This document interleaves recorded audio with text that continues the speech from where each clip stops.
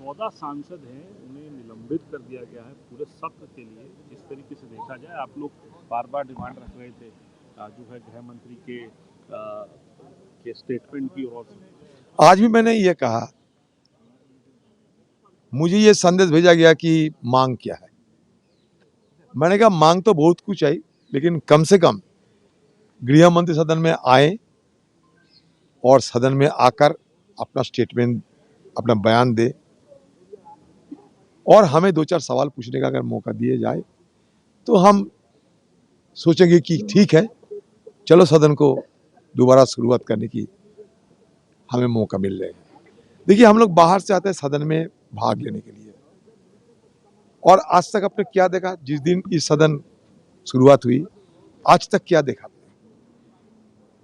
रोजाना हम सदन में भाग लेते हैं और स्पीकर साहब और सरकार साहब कहते हैं कि हमारे सदन की उत्पादकता बढ़ रहे हैं। गवाह है सब, इधर देखिए ना, गवाह है कि रोजाना हम सदन में भाग लेते हैं और हमारा बात रखते हैं।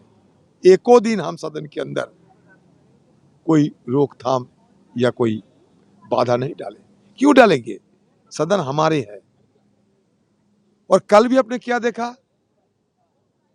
जब सदन की सुरक्षा की चूक होने के नाते बाहर से हमला हो रहे थे, बाहर से आकर, और वो भी बीजेपी संसद की दिया हुआ पास, जिसके बदौलत ये दोनों अंदर घुसे थे।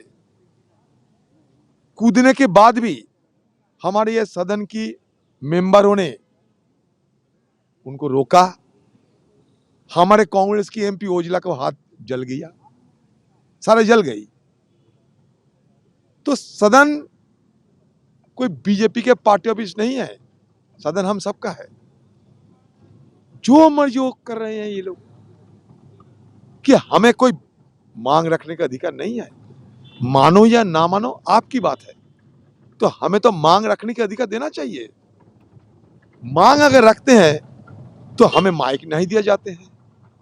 जब माइक नहीं दिया जाते हैं तो हम चिल्ला चिल्ला के बोलने की कोशिश करते हैं। कभी 1-2 तख्तियां भी दिखाते हैं। इसका मतलब तुम सदन से बहिष्कार हो गए। आज इसी के चलते 14 सांसद को बहिष्कार किया। और ताजुब की बात यह है, 14 में से एक आज आया ही नहीं सदन के अंदर।